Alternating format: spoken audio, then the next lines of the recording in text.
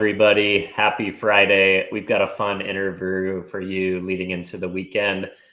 We are here with singer and songwriter Cara, which is her music and stage name, but Cara is her real name is Cara Quici. She's a singer, songwriter, and actress, releasing hit singles like Away from You and Flight.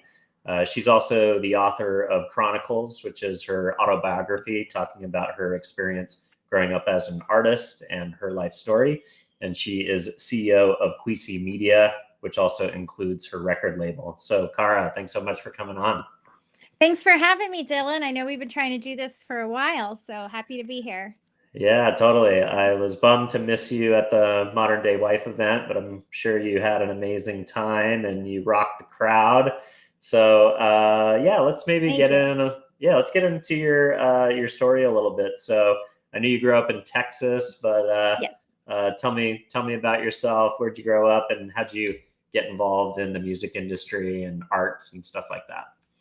Yeah. Well, I'm originally from Corpus Christi, Texas, and um, I was raised in a very musical family because my dad did sound and lighting for local bands and local clubs and anything local that had sound, like even churches.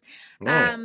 So I grew up in music, I also, meaning they were constantly testing out all the equipment, and so there was just loud music around me at all times. So that's what I mean. I was in music. I couldn't escape.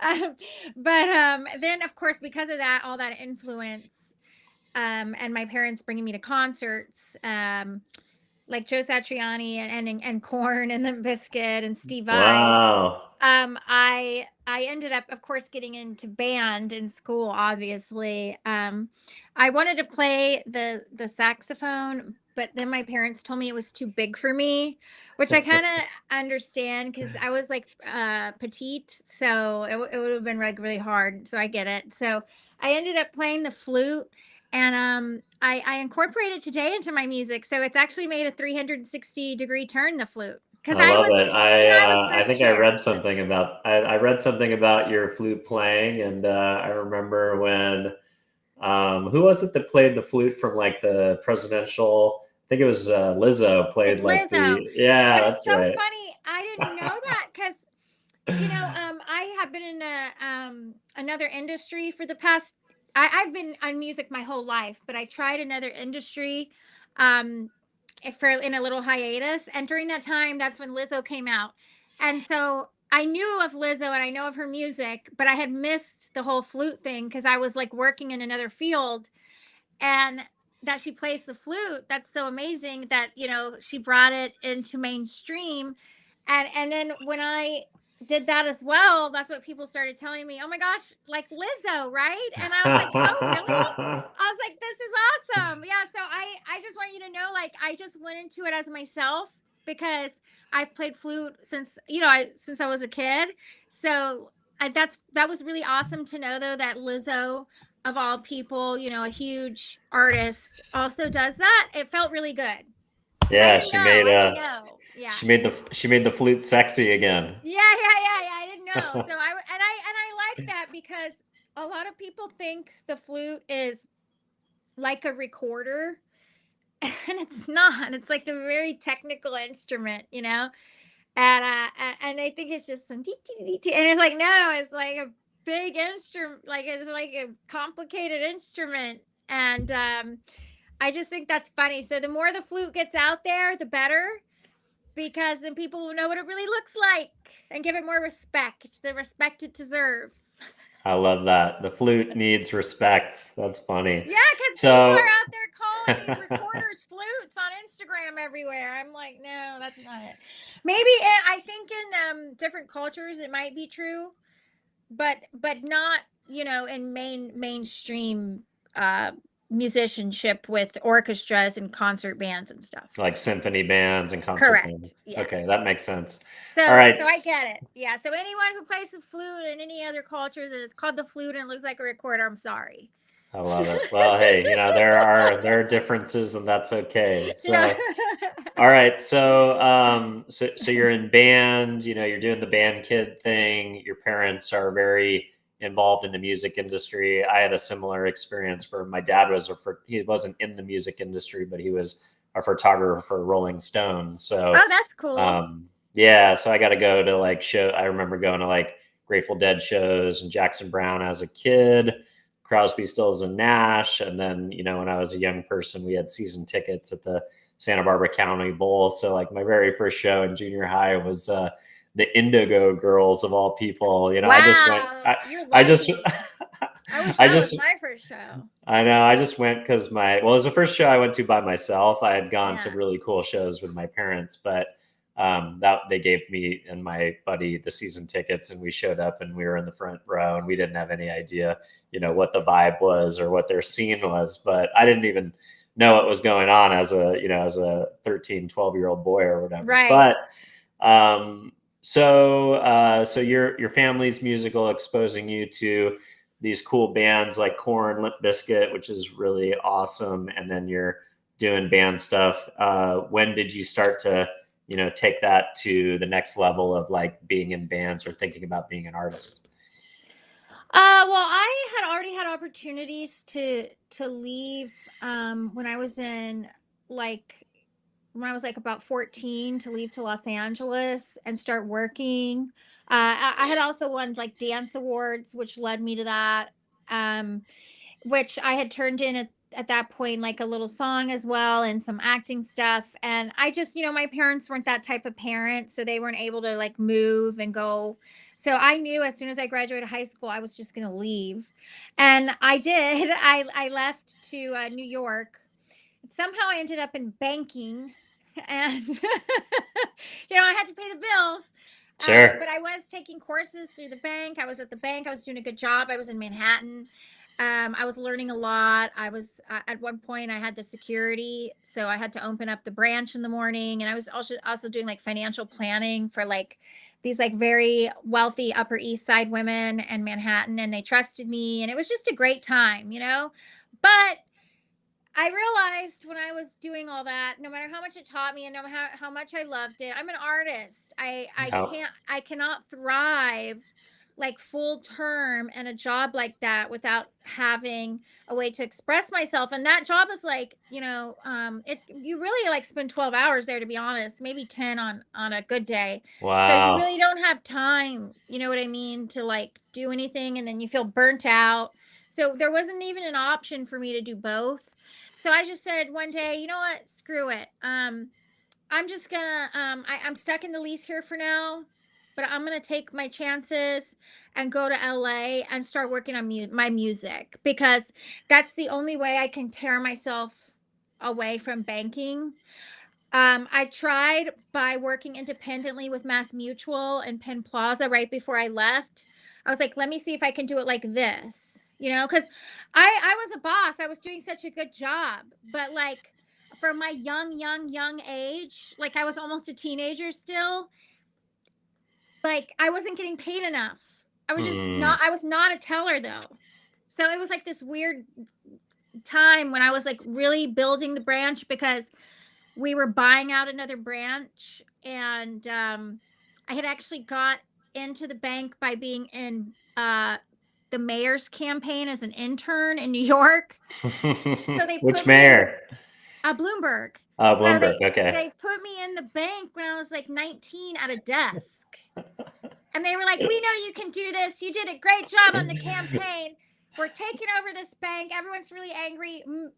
Deal with it." And I was like, I'm 19, I'm a kid, I'm at a desk, and now everybody hates me because they're like, why is this kid at a desk? But I did a good job. Eventually everyone started to like me, and I really helped the branch because I was doing the financial planning. So I was also bringing in revenue.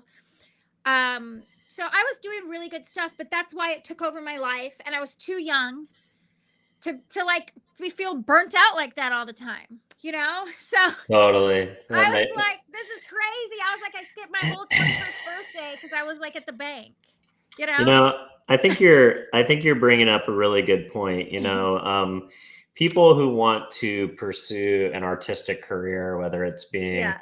a model or an actor or an artist or being like a Yeah. screenwriter, usually you kind of have two choices, right? Like you can go to college or you can go straight into your craft. That's one choice, right? Do you waste 4 years getting a education, knowing that what you actually want to do with your life doesn't require that education? And do you waste those 4 years that are very crucial moments while you're young and kind of could be focusing on your craft and building relationships? So it seems It like was so hard.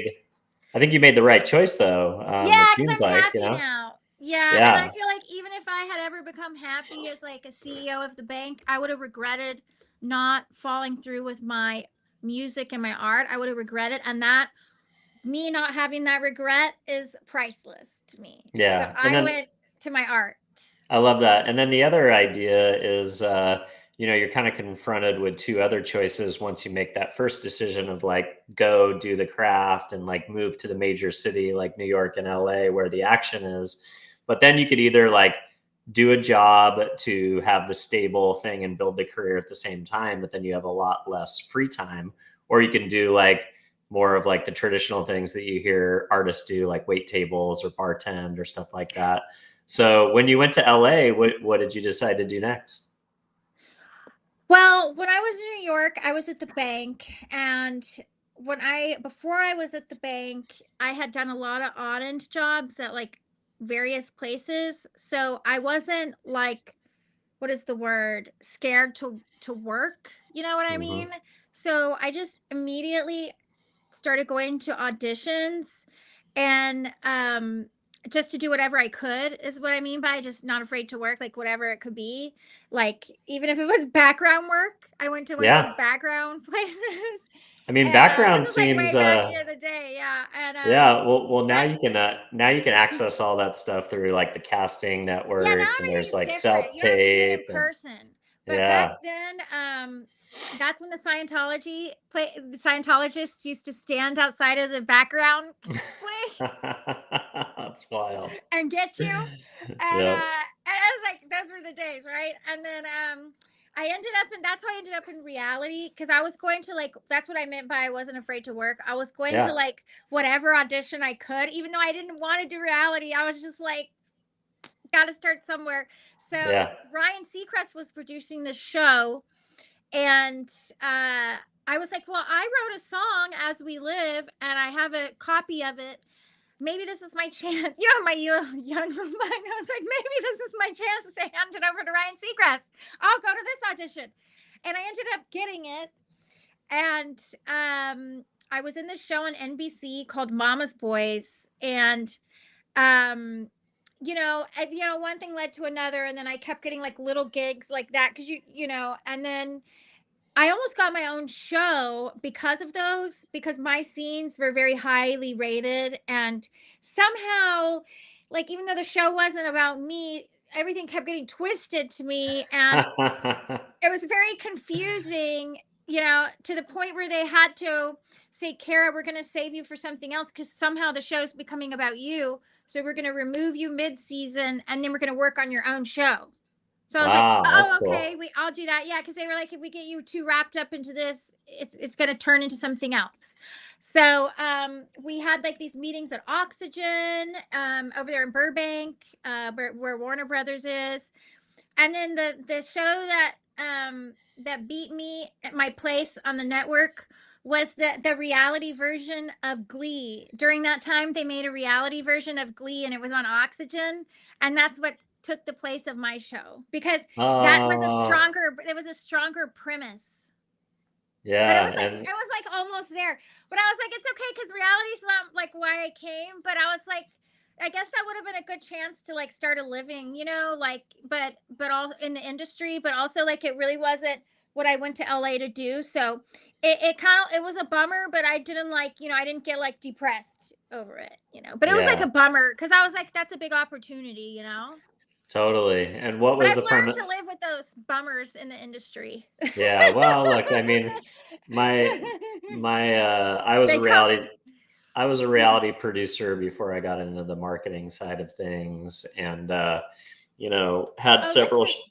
Yeah. Got it. Oh, go ahead. I was gonna say, yeah, like, had several shows optioned, and optioned by production companies, and say, oh yeah, that's great, like go shoot a sizzle reel and stuff like that. And I think Yeah. like whether it's like whether it's business in the startup world or whether that's in arts, and all three of my kids are child actors and creators and stuff like that. And sometimes we'll get booked for a commercial as a family, and the day before we're supposed to fly out, it gets canceled or whatever. So Right. You just have to learn to live just with it. exactly, you just got to like have a Because it thick happened to skin me. and never get too wrapped up in any one thing until the Yeah, ink's because dry and all that like stuff. something crazy happened to me that you're hitting the nail on the head because I booked an NFL commercial. Because you know how Prime got one of the NFL nights on Prime Video, Hmm. and so they made this commercial, and they were trying to mimic uh is it Carrie Underwood that's on the NBC Yeah, I think Sunday so. night? Yeah, Yeah, they yep, were that trying makes to sense. mimic that, but in a non-comedic way, just kind of like competing with them. So they used me for that. They casted me as the Wow. Carrie Underwood, and it was a huge production on a huge set, and it looked so good. Everyone was so excited about it. And it was like I wasn't the only part of the commercial. There were other facets to the commercial, but they kept bringing me into the commercial as the narrator was talking. And they called me because the commercial was supposed to debut, and it debuted, and I didn't see myself, and I said, "Oh no!" Oh. And I I immediately called or emailed, I should say. I emailed, and one of the producers immediately called. That's why I said called, because they ended up calling me, and he said, "Cara, yeah, we were going to reach out to you tomorrow morning," because this was just as it was airing. And they said, "Don't be disappointed about this. Please take it as a compliment." They said, "But NBC's lawyers reached out to us and said that it looks too good, like like too close to Carrie Mm, Bradshaw's, to their version. It was too good. We just did mm. too good of a job, and they told us we couldn't use it." Ugh, that's the worst. Well, at least you got paid for your time, right? And it wasn't like the Yeah, but whole thing like got stuff like canceled. that, But that's a great example, yeah, you know? no, that's yeah, totally And then makes sense. especially because they aired that, like, it was either for the Sunday night or Thursday night, because I can't remember. It was for the opposite night of NBC. And they aired that. It was the promo commercial. So that thing got aired every night before the Mm, game. That's why yeah, it was that like longer and had different facets. would have had So a lot of yeah, exposure, that's why they right? could easily pull me and keep using it, because I had other things going on. And that would have been on like every Thursday or Sunday night for a whole season. And I was like, Mm, yeah, yeah, no, that's but brutal. that's what I'm getting. I get it. I get you. It happens. It does, it And you does. just have to learn to live with it. So I almost got a show. I almost got a huge commercial. Maybe it's the album. Third Yeah, time is a charm.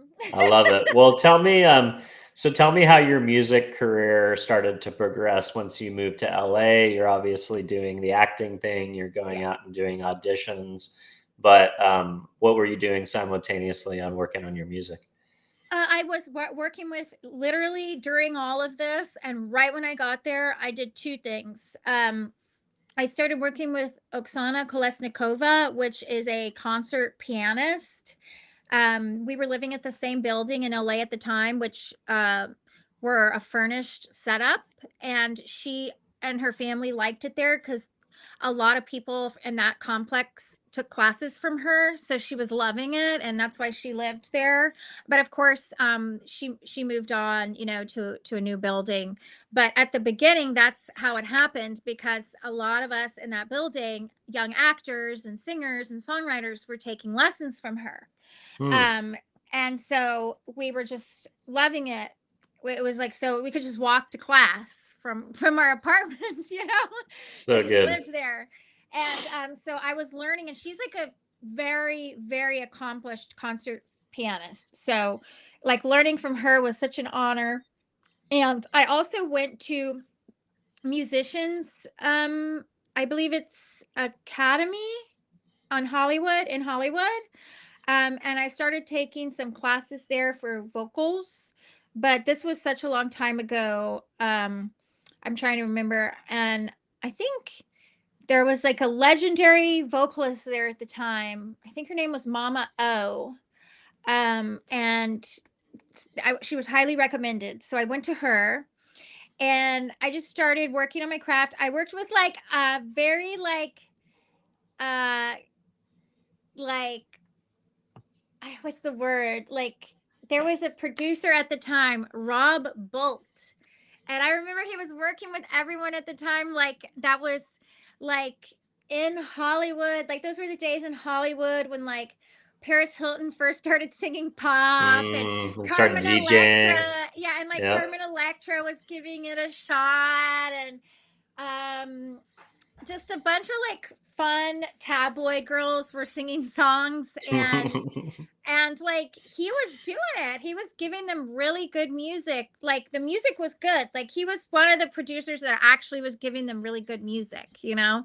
And so his name was like spreading around town at the time. You know, this was like back in the day. And I was like, I have to work with Rob Bolt, you know? So somehow we met because uh I had like this temporary manager at the time. She was trying to introduce me to people and seeing if it would work out. So she's the one who told me about him actually. Mm, And I was like, so I have to work with him then. Let's do it. Yeah, you know, that was my attitude. So I went and I did this really like you would think because I was mentioning Paris Hilton, Carmen Electra, it would be like pop, like bubblegum pop song, but it wasn't. Like he and I did this really beautiful piano ballad together called As We Live. mm, And he just gave me this really good experience. Like for that to be like my first real production. Now that I think back on it, like what a blessing, like that what a good person. He didn't try to hit on me because I was a young girl. I was vulnerable. Like mm-hmm. he didn't try to hit on me. He didn't make me feel uncomfortable. You know what I mean? We were just making good music and I was just a kid still because I had just left LA. So I mean New York. So I was probably like 22. And back in the day, before we had tons of social media, you're still kind of like a kid at 22 because you haven't seen everything online. Now everyone like you're when you're 22, you're like very mature, like because you've seen everything already. The world is different, you know. But 22, when I was 22, it was different, you know. So Yeah. even though I had left the bank, I still have very vulnerable mind in LA, you know. So I was thankful. What a great person to mentor me at the time. And because you know, there's a lot to learn in LA. I've been there a long time now, so I'm good. I call it home. But yeah, it took many years to learn who's safe and who's not safe in Los Angeles. But once you learn, and you're good to go. But from there, I just kept making music. It never stopped. And that's what led to Fight, which was a Yep. remake I think that Fight, I heard you got permission from the Beastie Boys and their producer. They were supportive of the and Rick project. Rubin. And Rick Rubin. Yes. Wow, Yeah, wow. Rick Rubin personally approved it, and he told us that because one of them, you know, had just sadly passed away, he really wanted to give the other two the rights to also agree to it. And so he actually personally sent it to the Beastie Boys to listen to and approve as well. That's Rick did. crazy. Yeah. Wow, wow. So I So was like you really wanna happy to hear that. you wanna talk a little bit because like Rick Rubin is kind of a creative god to not just music professionals, but just creatives in the industry in general. Yeah. Getting an opportunity to meet with him, interact with him, work with him is a big deal. So can you tell me maybe just a little bit of the backstory of like where did the inspiration come from that song? And then how did you get to Rick and Yeah. how did you get his sign off on that? Yeah, well, once I started actually getting my ducks in a row with the music, I actually started recording everywhere. I started recording, but I went back to New York and lived as well because I started like getting a following in the New York club scene. So I had this large group of fan base who would follow me to any of my shows in New York. And the clubs loved it because these were like very exclusive clubs and like they had like 10 promoters just bringing out, you know, packing out the door to where they had to stop letting people in. And this was just all happening organically. We weren't paying these promoters. They were wanting to work on it because I had a following. So they Mm-hmm. wanted to jump on because they thought if we keep bringing more people, I want to be a part of this. I want to be where it's hot. And we were like proud to create that scene. And so that was happening, but I had recorded in Miami as well at the Satai.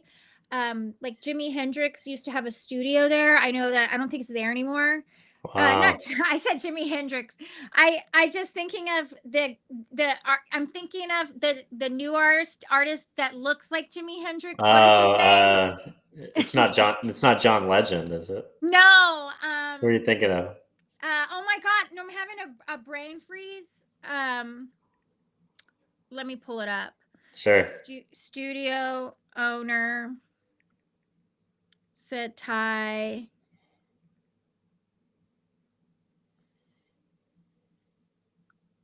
And then while Music you're thinking studio about, owner Satai Miami. don't you love that we can do that now? Yeah, but it misspelled Satai. So hold on. It's all good. I'm sorry. Go ahead. Nah, well, so yeah, so That's now so funny that you're, I said Jimi Hendrix, though. well, you No, it's mentioned, Lenny Kravitz. oh, Lenny Kravitz. Okay, well, we were in Well, the you know same, why? Because we were in the ballpark. I'm out of studio brain right now. That's what I said. I know. Studio brain. I got you So late in the I'm in. afternoon.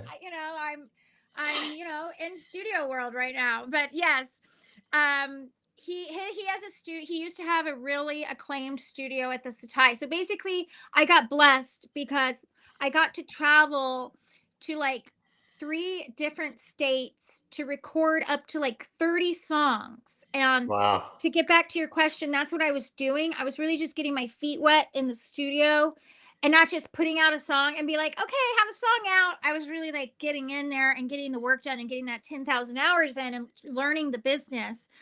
And can you just tell me the exact question again one more Yeah, time? yeah. When you were going around to these, I want to get back to how Rick Rubin came into the picture Oh, and yes, some that's what more I was about saying. Fight. So I was back in New York. Yeah, that's why I brought Hmm. up New York. And um, we were working with different producers in New York. That's kind of why I brought that up because we worked with many different producers. And I worked on this with a producer at the time named Eric Santacola. He was one of the many producers I was working with at the time. And we recorded it in a basement in a home studio in Long Island. Wow. And he told me when we recorded it, I rewrote it like in a way where it was like for the new era, of people just wanting to do what they want in life and like fuck screw the red Oh, tape you're good. and screw the BS and just we want to do what we want. And I came from a place of that with Fight and kind of like twisted it around like we're fighting to party, and compared it to like daily circumstances, like you're not getting paid enough at work, things are going wrong in your relationship, and you just want to go out and party after all that. And it was a really fun song to the point where, like, it had so much energy when you would listen to it, like you could get like a ticket on accident. People started throwing bottles, like all kinds of stuff were happening. So he told me when we recorded it, because those things really happened at events with the song. He told me when we recorded it, he said, I don't know if you're going to be able to release this because we're going to have to get it approved, this is a Wow. sample. Okay.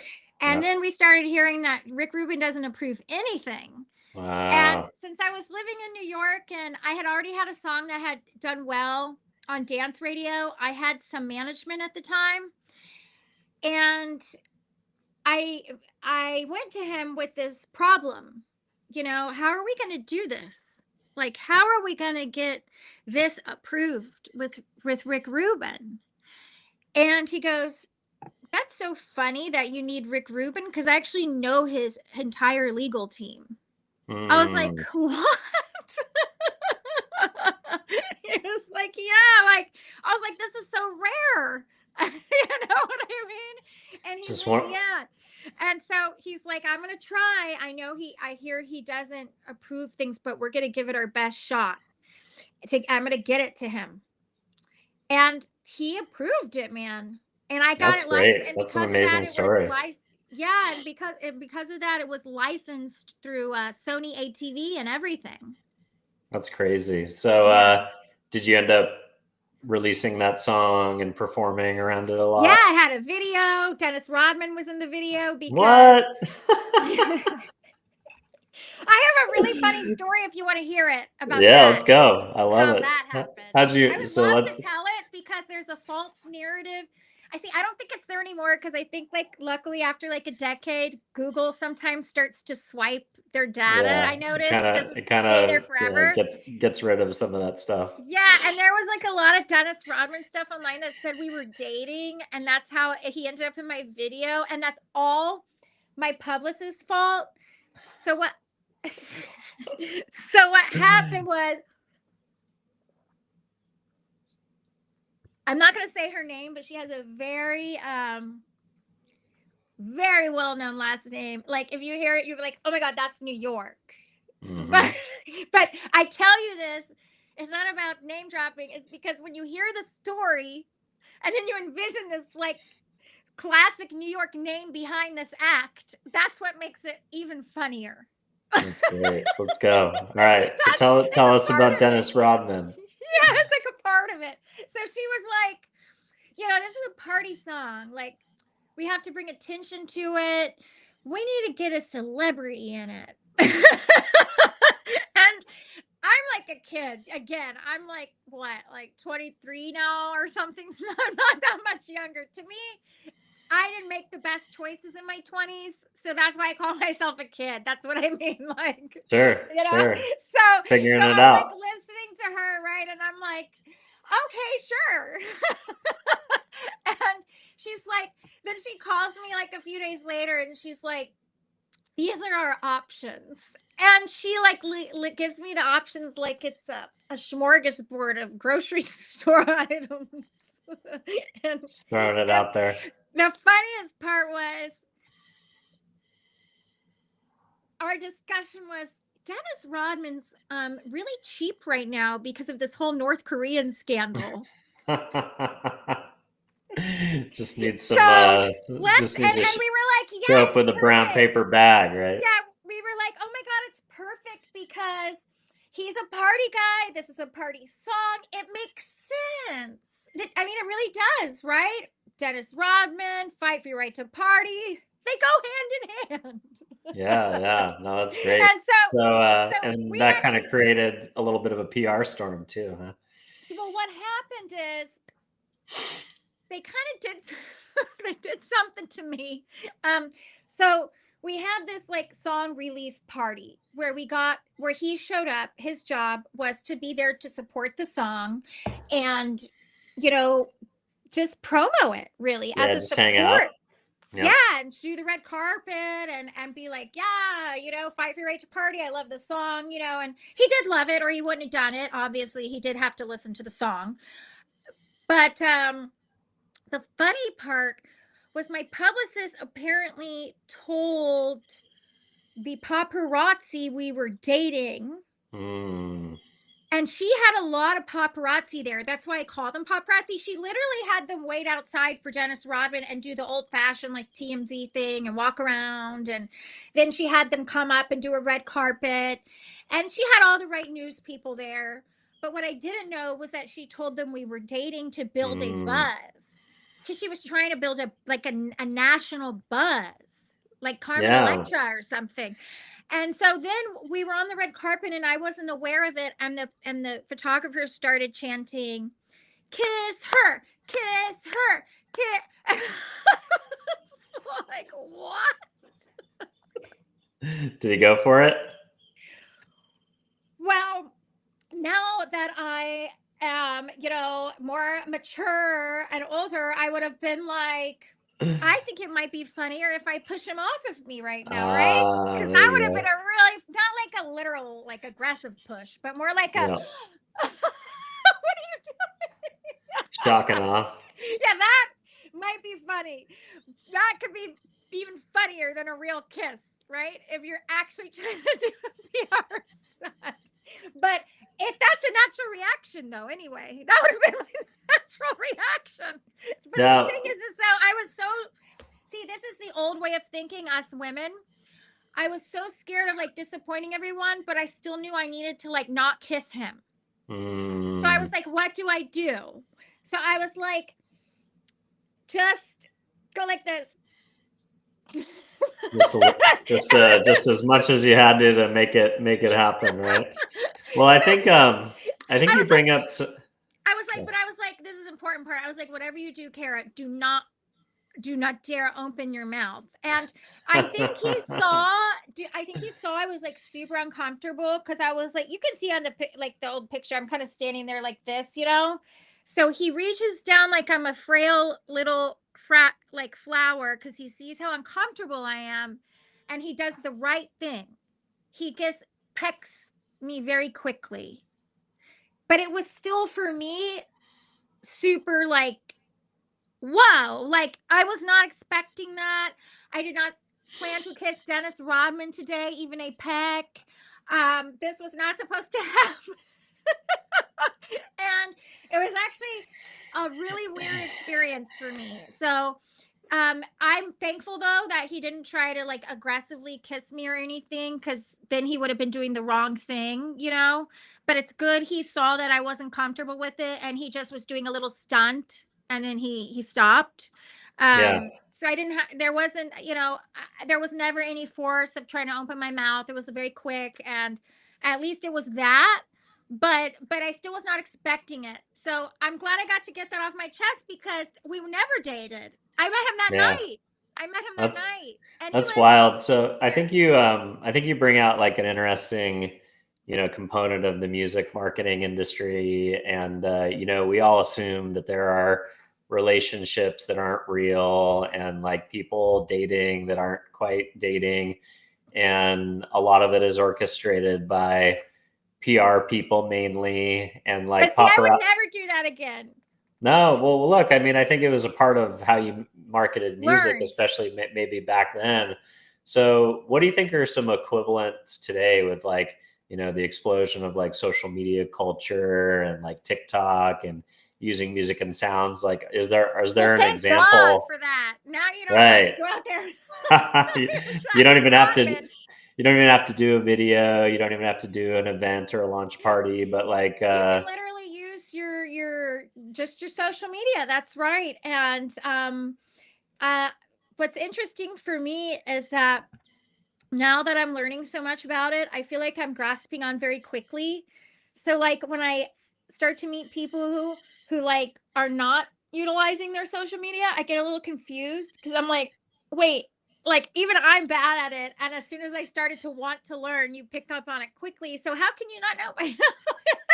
Because I played outside when I was young, you know, so I really wasn't on the computer. But then what happened was when I was in the music industry and I was excelling, like we just said, it really wasn't that prevalent. That's when Instagram was first happening and stuff, and it really wasn't being used as a business yet. Um, and TikTok wasn't around. And I was doing really well on Twitter at the time. I was blowing up on Twitter. But then I went into another industry and I was there so much, I wasn't doing social media. It didn't require it.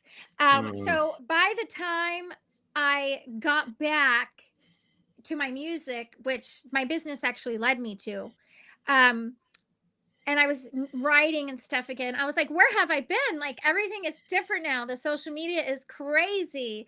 And I really actually, now that I'm doing it, I'm enjoying it because instead of looking at it as a stressful thing, like, oh, I have to learn all this, it's more like, wow, this is empowering. I have tools that help me with my business. I love this. yeah, and you can go direct to your fans more than ever now without having Yeah. to have all these intermediaries and professional people like publicists, etc. So, tell me I more still about have my how. team, my team and stuff, but I get what you're saying. I could totally just do it without that. But the team stuff is more strategic because there's a lot behind Mhm. the album. But yeah, I go full force with my social media. Yeah. No. Yeah. So tell me more about how the business world brought you back to music. Because I was a woman in the cannabis industry in downtown Los Angeles and Boyle Heights, Let's go. LA. And from my bank experience, I actually was very, very good at it because I already had experience, with the plant. So I was able to navigate the great hydroponic deep water project product very quickly.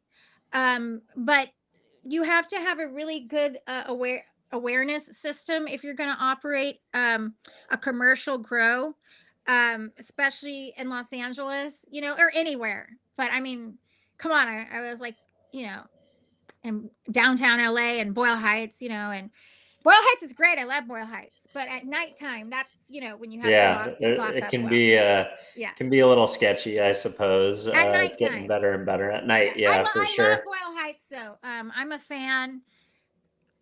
Without Boyle Heights, I would have never made it. They're So the beautiful community, supportive, beautiful people, and meaning the community is just full of love. I've never been in a community that still says, like, for example, like if I was in West Hollywood walking around saying Buenos dias, people might think, what is wrong with you? But like, I can actually walk and be myself.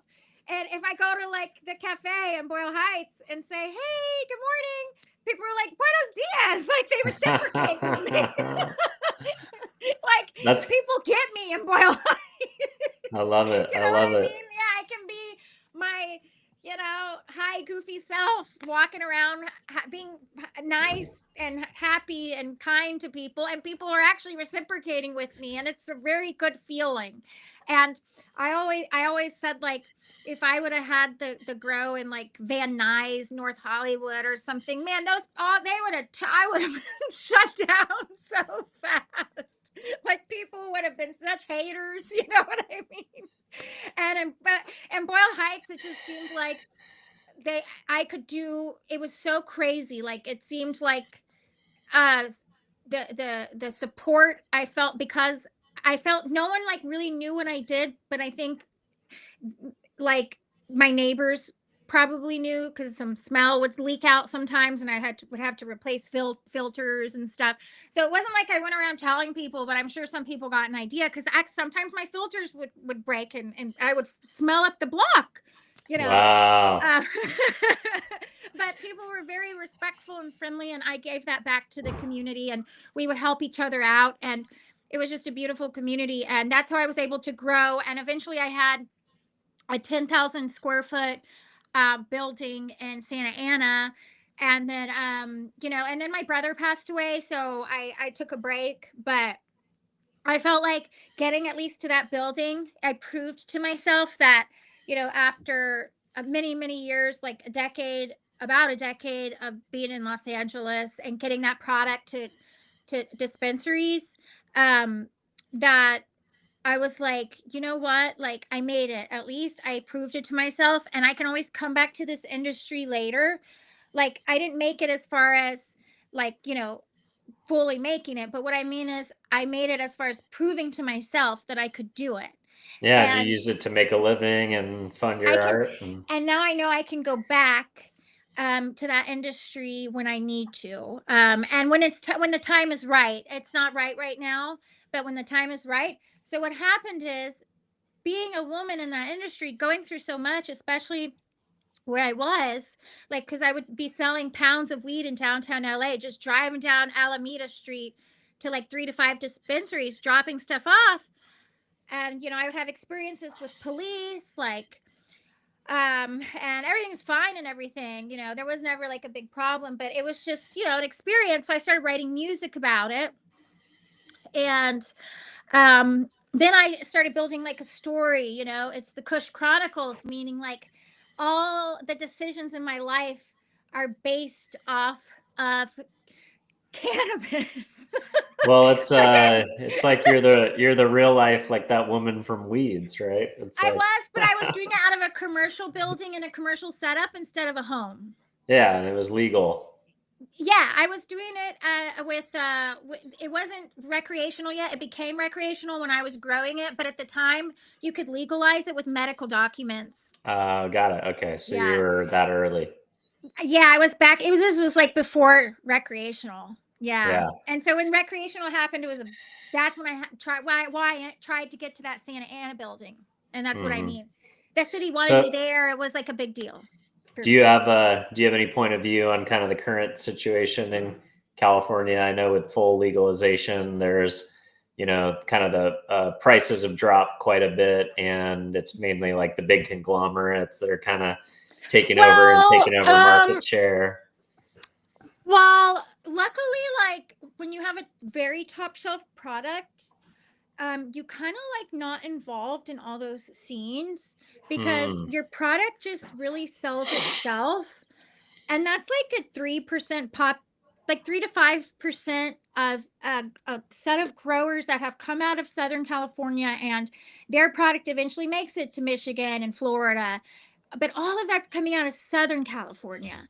And that's because the competition is like so fierce to be on the top shelf there, that once you are in the in crowd of the top shelf, it's a very warm, friendly crowd. It's real growers, it's real people. And if you come from that industry, that's a very comfortable place to be in with that set of people once you get there. And we kind of were just running all the top flower in the city. Wow. You know what I mean? How So did there really wasn't like this um problems and stuff. That exists, and I know it does, but when you have a product that just sells itself, you get to kind of stay away from all that stress. interesting. And then you never had an interest in like launching your own brand Well, or that's what kind it of. was out of Santa Ana. It's Cara Kush. Oh, got it. Okay, That's where my very Cara cool. Kush song comes from. I love that. I But love that. that's why I say I'll be back. I'll be back. But now's not the time Sure, sure. because No, and I this is a know. lot of work. Everything I'm doing right now too. So I'm not. Yeah, Yeah, I'm not growing. I'm not growing right now. got it, got it. And then, all right. So we talked about some of the past experiences that you had with some of the hits like "Fight" and the stories behind that. Um, what kind of got you into wanting to write this book and really document your Oh your life yes. story? Oh yeah. So that's a great question because that's what I was saying. So I was going to call it Kush Chronicles, but then when my brother passed away, leaving where I left off, then my mother passed away, and the story became really more broad. And because I was growing as like I was in grief, and I was in a hole, and then slowly I was becoming empowered through music, and it really became a really broad story about life and introspection and grief and loss, and not really healing, but learning to live with it, and then becoming empowered, if that makes sense, you know. Yeah, totally. Eh, yeah, and so then I said that I got to take off the word kush because people aren't going to understand that I'm saying kush as a metaphor. Like I'm metaphorically making decisions off cannabis in my life, but they're not going to understand that. They're going to take it in a cheesy way. And I was like, I'm probably going to lose licensing deals. And yeah, so people don't want, might not want that word, involved. So that's how I came to the Chronicles. And then it became really each song a set of chapters of very strong moments in my life that really mean something. That's Things cool. that you don't forget in your life, times that make you who you are, times that make the transitions in your life happen. Those chapters, like the big chapters and the big memories, whether it's joyful or traumatic or and every song is its own chapter of my life. So it really is a book, and it's kind of like I'm working backwards because this album is a full-fledged story. So the album can technically be made into a book or into a movie or into a show from the album. Usually, like, it's a little different, but it's taking the album and making it instead of making an album off watching something. So it's just kind of interesting in that way. And I do have something interesting happening. It's not really the right time to talk about it because it's so premature, but that's kind of already happening in a scripted way, Hmm. Very cool. with some really important people, and people that matters, what I mean, like, Yeah. not people are going to waste your time. Totally. Totally. Well, And I hope you come back and let us know when you have more news. well, the thing is that not only would I be, an executive producer of that, but um I'm just getting too far into it, but there's a It's lot all good. happening with that, but I just can't go that far into it yet. But that reminds me, now that we're talking about television again, um, I still work with Andrew Glassman to this day a little bit, so I need to read, like, the producers of Mama's Boys. I mentioned Ryan Seacrest because I wanted to tell you about how I was trying to get my song "As We Live" to Ryan Seacrest, but really that was Ryan Seacrest and Andrew Glassman. They were Ah, co-producers. interesting. Yeah, Okay. And so he, was yeah, that through Ryan Seacrest production company? Glassman Media, actually. Oh, okay. Okay. So Yeah, he yeah. was a partner there. Okay. Yeah, that, because I mentioned that because that's who was taking me to Oxygen and all these places. Andrew Glassman. Okay. Yeah. Yeah. I interviewed with Ryan Seacrest company at one point. I was gonna be his like in-house guy to manage his relationship with See, Coca-Cola. small world. Yeah, yeah. That's awesome. And I was in the reality TV space, for a long See, you time get as it. well. So Yeah, yeah. yeah. That's why I was Uh, like, let me correct myself because Andrew Glassman's a good friend of mine, and I really was talking about how I wanted to get the song to Ryan Seacrest, but both of them were the producers of Mama's Boys. Got it. And then you are still working with kind of TV projects and stuff through Andrew. Yeah, yeah. They're all very quiet right now, but I'm hoping that by next year I'll have something a little more happening. Yeah. I love it. All right. So when you go out to events like when you're doing modern day bride and going out and like making public appearances, Mm. um, what are you trying to promote? Are you promoting your brand? Are you doing performances? Are you trying to talk about your life story? And what is kind of that public representation outside of like doing like a show? Like, what are you doing at these events when you're doing panels and talks and stuff like that?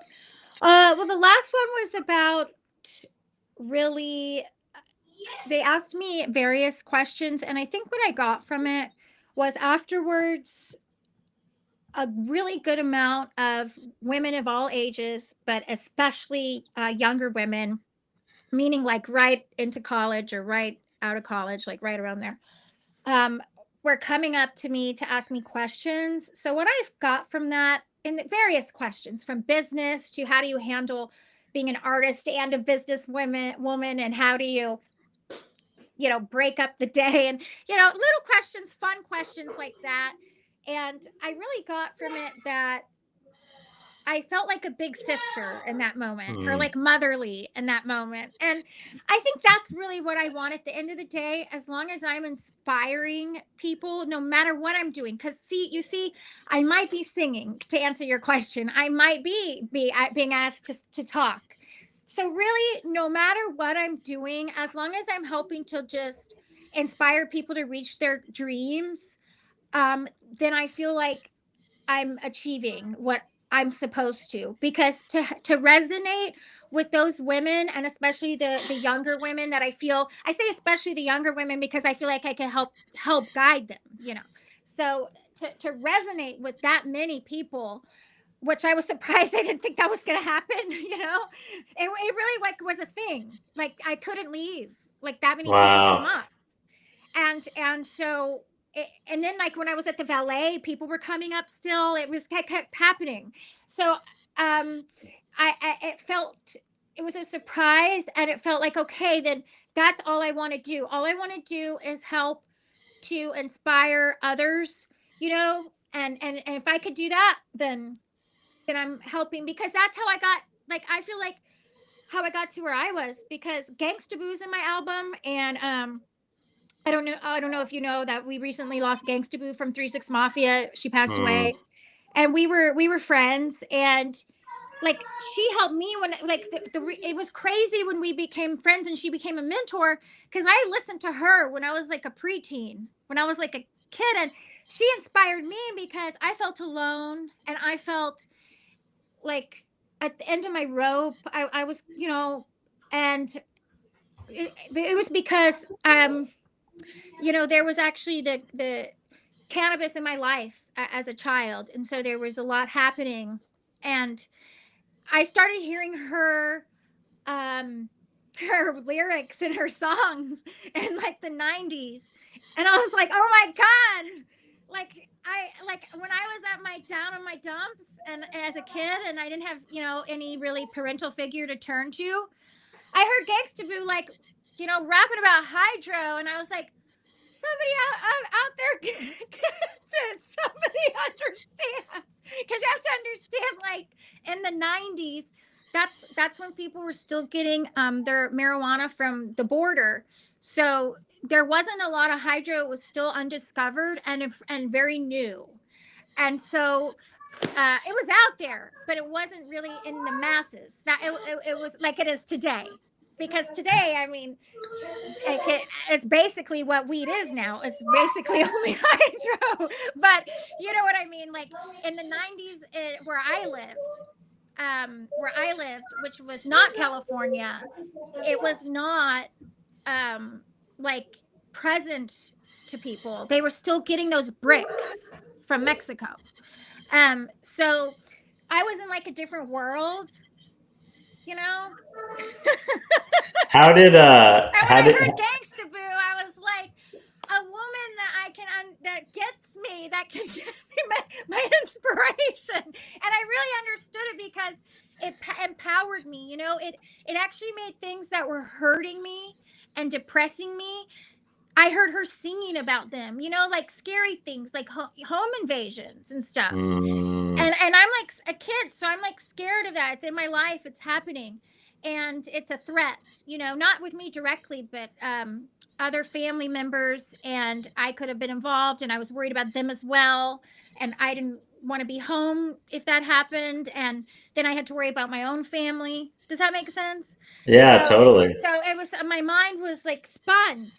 And when I could hear them artistically express those things, it actually helped me so much. Like, it really did. Like, I was able to process it through, like, the lyrics of 3 6 Mafia. So Gangsta Boo was like a huge help. And then as an artist, I really noticed, like, they're so talented, they're so gifted, because, like, my God, like, the way they rap, it's very melodic. And if you really think about it, like, they're so melodic. It's almost like there's hidden. I don't even want, like, I want to offend 3 6 Mafia, but I'm speaking. They're so talented, because there's like top 40 pop beats within actual gangsta rap. It's fucking Mm. awesome, and that's because of the way they project their voice and the different melodic drops and stuff that they do with the way they sing. If you really think about it, like, that is so much talent. Like, no one was doing that at that time. You know what I mean? Like, if you really listen to them, it's melodic. It's not just rap. It's very interesting. So I just, like, started growing with those beats, and then I discovered, like, this is the rhythm of the night. Remember that Yeah, song? yeah, of course, of So course. then I started discovering synth. So really, like, that's why I love trap and I love pop, because, like, trap to me is like me, because I love 808, I love bass, I love 3 6, but then I love fucking synth and 90s synth and all this kind of synth. So I'm like pop trap. That's really what I am. You know what I mean? Because I'm not doing heavy gangster gangsta rap beats, but I love my 808, right? So I put them into pop and it becomes trap. You know what I mean? So and then like I love pop because it's you can put any genre in pop. It's really crazy. Like if you really think about it and if you listen to top 40 pop, it has every genre in it. So Yeah. people actually diss pop, but pop is like literally your freest genre. You can do like anything you want. You just got to structure it right so you can get it to like top 40. But you can bring in any elements, and that's why I brought in the flute. Like We're Lizzo. back. We circled back to the flute. Well, Yeah, that's probably a good place to to end it. wrap it up because I know you've got Yes. I know you're in the studio and you've already given me an hour tonight. So, well, Cara, I really appreciate you spending some time. You've got an amazing life story. You've Well, accomplished that's why quite I a told bit. you there's a TV show. And I'm Well, like, we'll be watching for yeah. those for that upcoming. I would Yeah. definitely I would watch that show. So Oh, awesome. Awesome. I'm Thank you. endorsing it before it comes out. So hey, Oh, thank um, you. if you This is want my first time to announcing it on your let's show. go. Let's go. So, if you would like to send the audience Sure. to listen to your music or to follow along in Absolutely. what you're doing, where would you like to send people? Sure. Well, my Instagram is Cara Official, Cara, and then official. And then everything else, like all my Spotify and Apple, you can just find from my website, which is officialcara.com. I'm sorry that it's the opposite of my Instagram. It's a little confusing, but Hey, Cara you Official. got that good domain. I love it. Well, All I right, probably changed the website to match the Instagram, but I the love it. website's official Cara and the Instagram's Cara Official. Yeah, but I thank you. love it. I love it. All right. Well, I appreciate you coming on. Yeah. For everybody who is watching at home tonight, I hope you enjoyed my conversation with Cara. And if this is the first time you're seeing the show, don't forget to give us a follow or a subscribe so you can hear more provocative interviews with entrepreneurs like her. And if you're listening to the show, give us a review. That's how we find a larger audience organically. And last but not least, if there's an artist out there in your life or somebody who you think would be interested in hearing my interview with Cara, don't forget to share the show. And with that, I will wish you a very happy weekend. Thanks. Thanks for having me. Bye. Good night.